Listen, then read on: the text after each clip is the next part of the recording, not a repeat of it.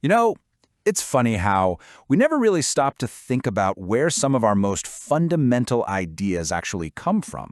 I mean, things that are so deeply woven into our world that we just take them for granted. Well, today, we're going to peel back the layers on a period of history whose breakthroughs are still shaping our lives in ways you would probably never guess. Take this, for example, algebra. For some of us, maybe not the best memories from high school, right? But it's literally the language of modern science, of engineering, of finance. It's the tool that lets us map the cosmos and build our entire world. Or how about this? The modern hospital. Not just a place for the rich, but a public institution, dedicated to healing everyone, whether you can pay or not. It's a fundamental pillar of public health as we know it. And maybe the most important of them all, this one, the scientific method. The actual step-by-step process of observing, experimenting, and verifying.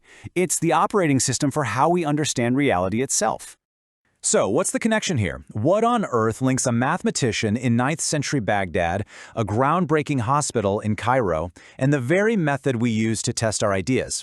Well, they're all incredible achievements from one of the most brilliant and innovative periods in all of human history, the Islamic Golden Age. Okay, let's dive into this. First up, the recipe for a golden age. Because, an intellectual explosion like this doesn't just happen by accident. Nope, it was more like a perfect storm. A specific set of ingredients all coming together at exactly the right time. And that recipe had 4 main ingredients. First, you had unbelievable government sponsorship. We're talking rulers pouring huge sums of money into scholarship. Second, a totally radical openness to different ideas. They went out of their way to find and translate knowledge from Greek, Persian, and Indian cultures. Third, a piece of tech that changed everything. And finally, a deep cultural and religious belief that learning was not just good, but essential. And when I say the government support was huge, I mean it was staggering. Just look at the translation movement, this massive project to translate all the world's knowledge into Arabic. The estimated budget for that was roughly double the annual budget of the UK's Medical Research Council today. Think about that. That's a national-level investment in pure knowledge. And here is that game-changing technology I was talking about, paper. It was introduced from China, and its use just exploded. Why? Because it was way cheaper than parchment and so much easier to make than papyrus. This completely democratized information. I mean, for the very first time in history, you could make a living just by being a writer and selling books. So, you've got this amazing foundation in place. What was the result? Well, that brings us to our next section, a universe of discovery.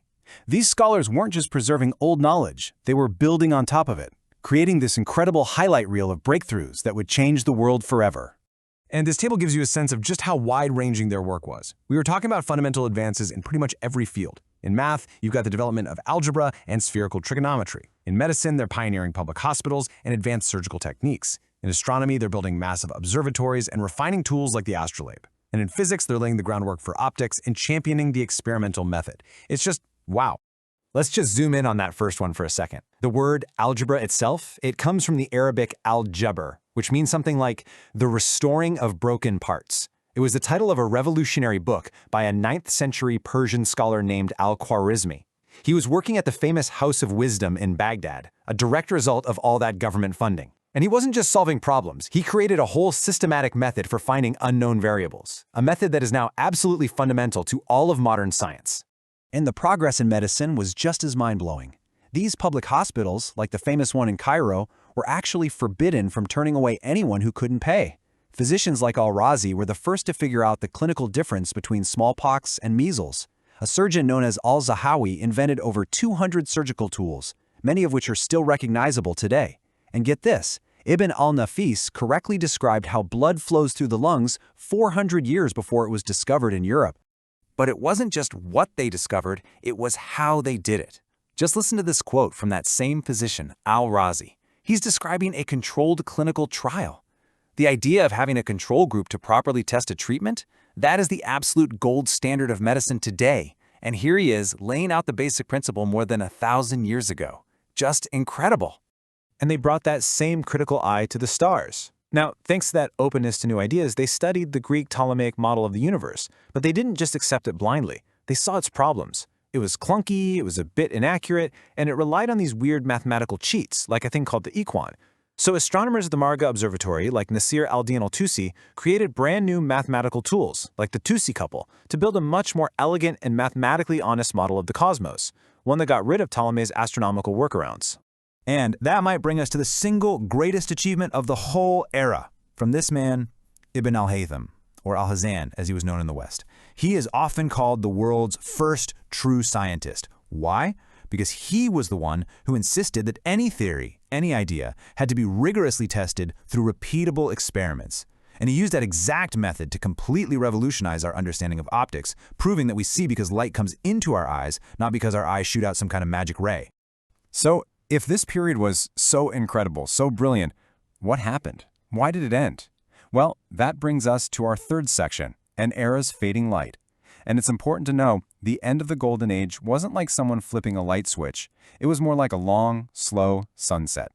Now, this timeline shows a really key moment, 1258, when the Mongols destroyed Baghdad. That was a catastrophic blow.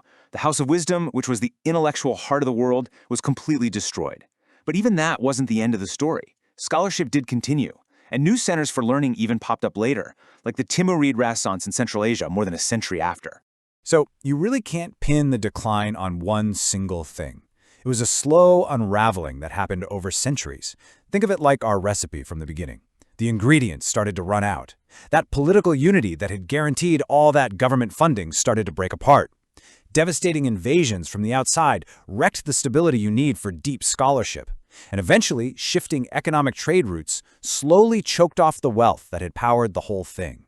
It wasn't one thing, it was everything, slowly weakening the very foundations of the Golden Age. And that brings us to our final section, the enduring legacy. Because even as this era faded, its light didn't just go out. It was passed on, and it lit up the world for generations to come. And this, right here, is maybe the most vital takeaway of all. The scholars of the Golden Age didn't just do their own incredible work. They saved the knowledge of the ancient world. They found and translated the works of Aristotle, Ptolemy, Galen. And then later, in places like Spain, those Arabic texts were translated into Latin, where they flowed into Europe and provided the direct intellectual fuel for the European Renaissance. They were the crucial bridge connecting the ancient world to our modern one. And so I'll just leave you with this final question to think about. The period that is often called the Dark Ages in Europe was, at the very same time, this incredible golden age happening across the Islamic world. It's a powerful reminder that history isn't just one single story, right? It's a complex, global tapestry. And if we only ever stare at one thread, we risk missing the brilliance of the entire design.